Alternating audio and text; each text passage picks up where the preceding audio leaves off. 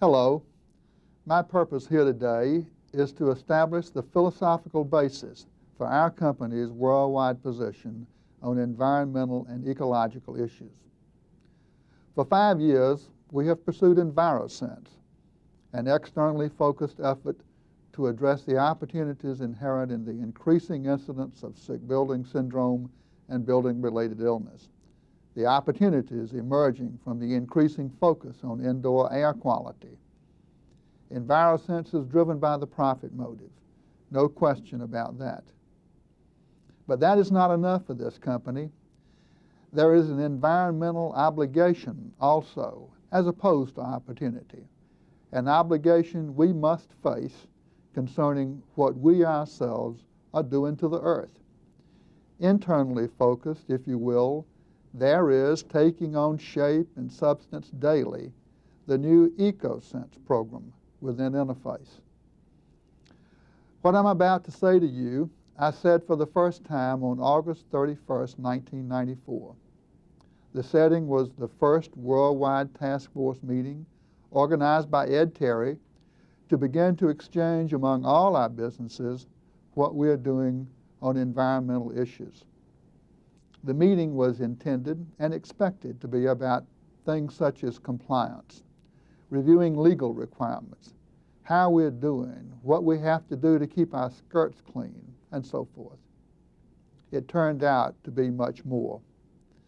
Here's what I said to that group of about 20 people representing, as I said, all of our businesses. This was August 31, 1994. Ed requested over a month ago that I make the keynote remarks for this conference and provide a vision for the task force. I accepted very reluctantly because, frankly, I did not feel in my heart of hearts that I had the right vision, at least not one that resonated in my soul. Then through pure serendipity, someone sent me a book, Paul Hawkins' The Ecology of Commerce. I shall quote extensively from it in these remarks. I now have a vision for this company and this task force, a combination of his thoughts and mine, and I'm here to share it with you. Every dairy farmer knows the term carrying capacity, meaning sustainable population, as how many cows will this pasture support? St. Matthew Island in the Bering Sea was a deserted island until 1944 when 29 reindeer were imported. Scientists calculated that the island had a carrying capacity of about 13 to 18 reindeer per square mile, or about 2,000 plus or minus 300 reindeer. By 1957, 13 years later, the population had grown to 1,350, with no natural control, no predators. By 1963, just 6 years later, there were 6,000 reindeer. The scientists thought the calculations had not been correct, but the calculations had been correct. By 1966, in just 3 years, the population had dropped to 42. Not just the extra died, but the overshoot produced a catastrophic effect. Many thoughtful and serious people believe that St. Matthew is a metaphor for Earth. But for Earth, we're not talking just population and food, but everything taken from the Earth. Trees, shrubs, grass will grow back. Finite resources, oil, petrochemicals, minerals, will not grow back. And there's also what we do to the Earth with our toxic waste and other forms of pollution. The Ogallala Aquifer is under the Great Plains of the Midwest, the groundwater from which the irrigation water is taken for the food basket of the United States. It is larger than any other body of fresh water on Earth.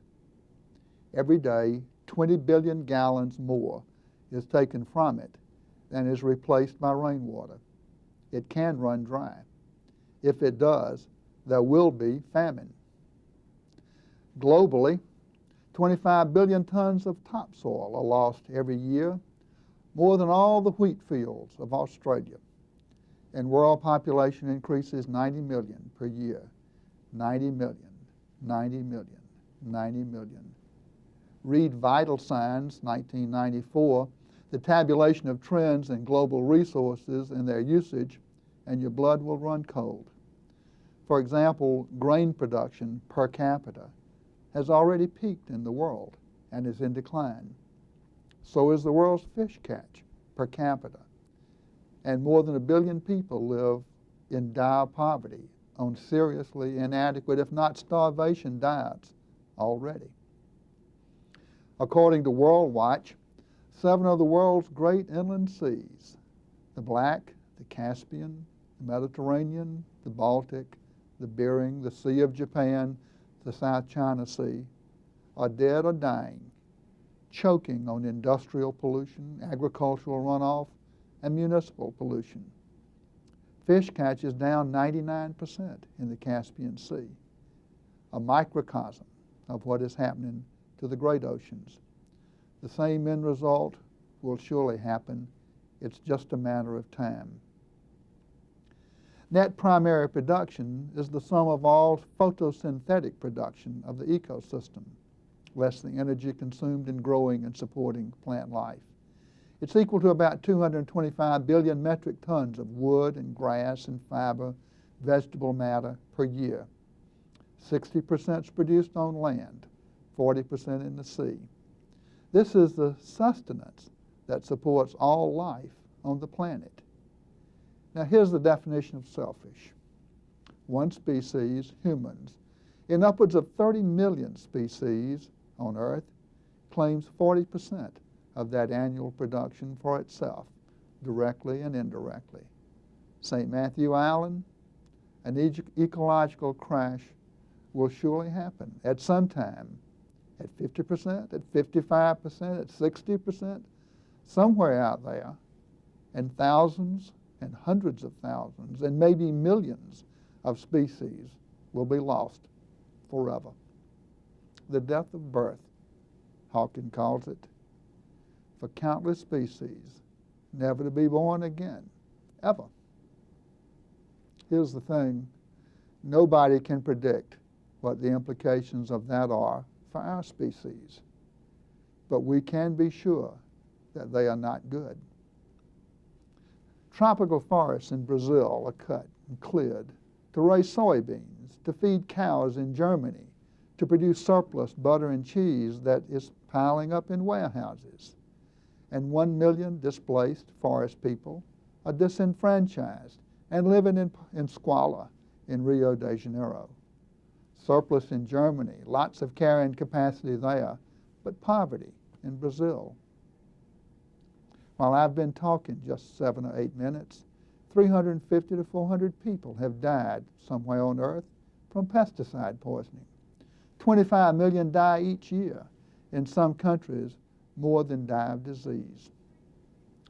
The rate of species extinction today is estimated to be 1,000 to 10,000 times the average rate of the last 65 million years since the massive extinction of the dinosaurs.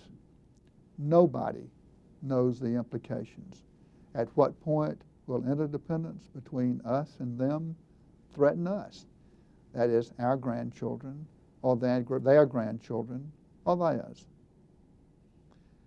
Many believe that we are exceeding the carrying capacity of the Earth now, and will continue to do so at an increasing, accelerating rate until catastrophe strikes, unless somebody or somebodies do something to arrest and reverse the tide. The fact that St. Matthew Island exceeded its carrying capacity by 200% or 300% or even 400% for a while did not prevent the inevitable day of reckoning. And I haven't even mentioned greenhouse gases, global warming, ozone depletion, toxic waste, dioxins, nuclear waste, acid rain, the list goes on. The nuclear cleanup alone is estimated to cost $300 billion, but nobody really knows how to go about it. Now, who can do something about this? Well, you would look for your strongest, most pervasive institution in the world to take the lead in saving the earth, wouldn't you? But who is that? Well, it's not the church, though the church has a role. In my church, we sing, "This is my Father's world, and to my listening ear, all nature sings, and round me rings the music of the sphere." Not government, though government certainly has a role. Regulatory, yes, but especially through tax policy. What if, for example, your income taxes were reduced and your gasoline taxes were increased by an identical amount? How much better off would you be? And how much better off would the earth be? It's not education, though heaven knows education has a powerful role that it needs desperately to define. So if not these, who is it? Who can take the lead? Well, business, industry, that's who. This is the most powerful, pervasive institution in the world and the one doing the most damage. Companies like ours, yours and mine, people like us, you and I. Now here's the rainbow in this cloudy sky that I've just depicted. One person can make a difference. Every person can make a difference. People coming together and acting in concert, as in businesses like ours, can make a big difference. Businesses acting in concert, for example, suppliers and customers cooperating, say, in recycling, can make a huge difference. With the environmental activist organizations, the Sierra Club, Greenpeace, Wilderness Society, Audubon Society, National Wildlife Federation, losing membership and having to cut back, it's time, I think, for the world's largest, wealthiest institution to step up to the challenge in a bigger way. In the United States alone, some 70,000 companies, I'm told, are already committed to some form of environmental commerce. Interface is in that group, but I do not think we're doing enough. No one is, I dare say. We have not scratched the surface. Well, how much is enough? Consider this. Since World War II, East and West together have spent about $10 trillion fighting the Cold War. Now that's roughly equal to the cost incurred in building all the residential structures on Earth, all the commercial and institutional structures on Earth, all the infrastructure of Earth. You could say in a sense that we have bought and sold the Earth fighting a Cold War with a MAD strategy, M-A-D, mutually assured destruction, a MAD strategy to head off the foolish prospect of global annihilation.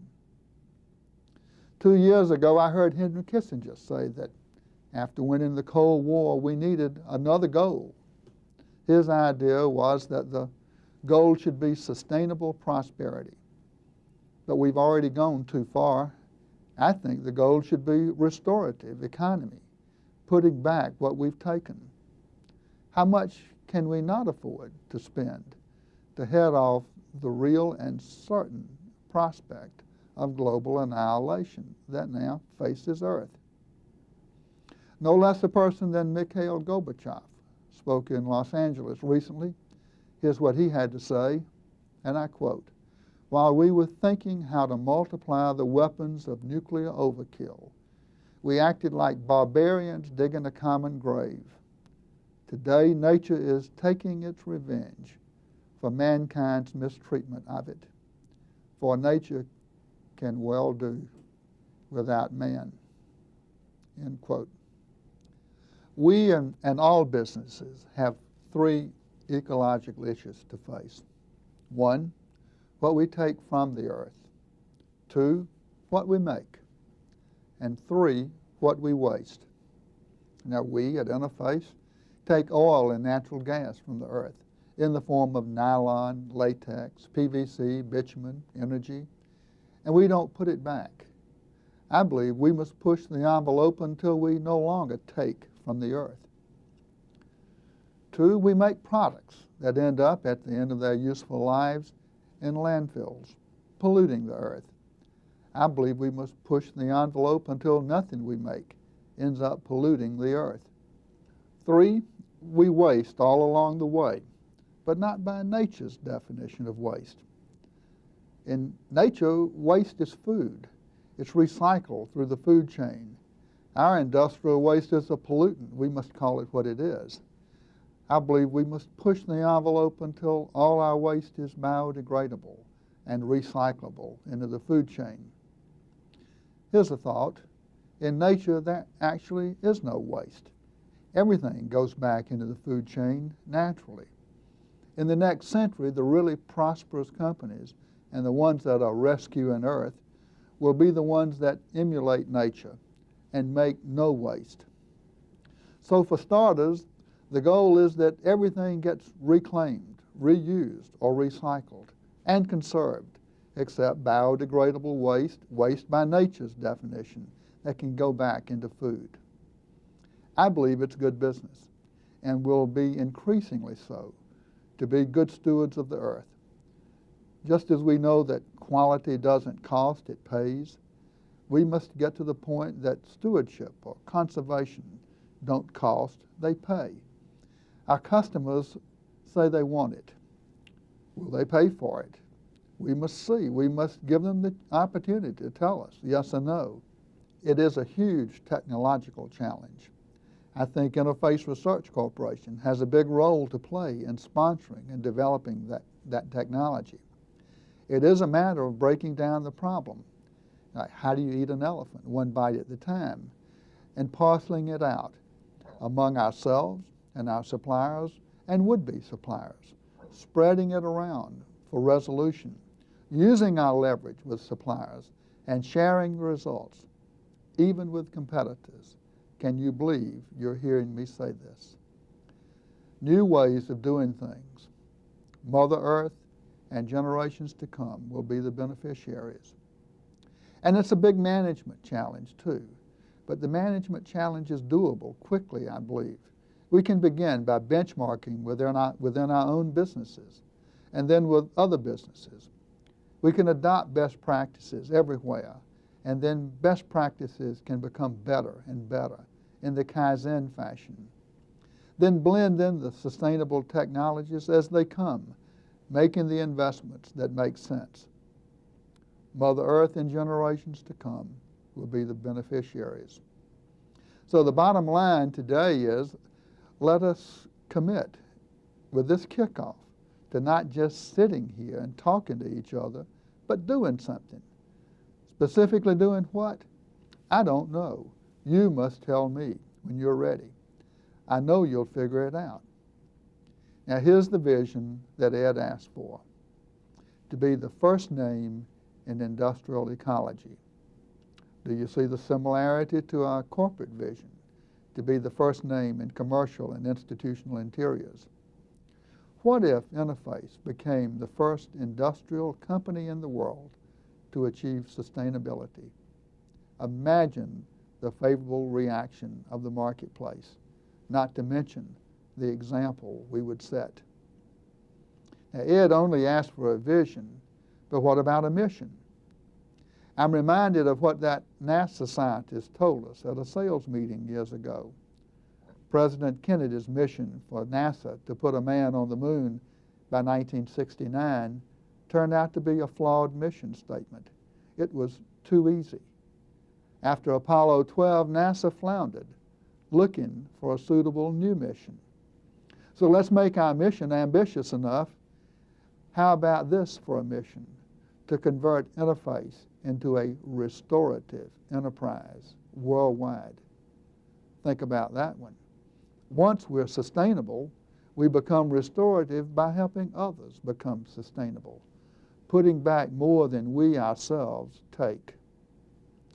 Ed didn't ask for this either, but how's this for a strategy?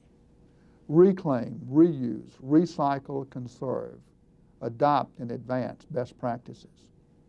And while I'm at it, how about this for a goal? To achieve sustainability by the year blank. You must fill in the year. In fact, feel free to take all of this, massage it, develop it, and then come back to me with your version. Thank you for this beginning. I know it will lead to good things. All the best to you. Well, that was the end of the speech, but it was just the beginning of something special. The task force set its goal of the year 2000 for Interface to become sustainable, which really means primarily to provide our raw materials and energy by harvesting carpets and other petrochemical products that have already been produced. The installed base of carpet is enormous, billions of square yards. We could conceivably never have to take another drop of oil from the earth if we could achieve sustainability. Jim Hartsfield was appointed to be coordinator and central gathering point, a clearinghouse for sharing PLETSUS ideas. Now that stands for Practices Leading Towards Sustainability. PLETSUS. What's your PLETSUS for today? We're exchanging ideas, benchmarking among our own businesses. Europe in general is ahead. By the way, we're benchmarking with other companies too, especially our suppliers. I'll make this speech to anybody who asks, as long as it's a legitimate reason, and much more. Soon we'll have the EcoSense task force hooked up by email for communicating among themselves. We hope to tie that network into internet, the global World Wide Web, and begin to share PLETSUS ideas around the world. We've just begun. But remember the Chinese proverb, a journey of 1,000 miles begins with one step. I'll see you along the way, and we'll do this together because it's the right thing to do.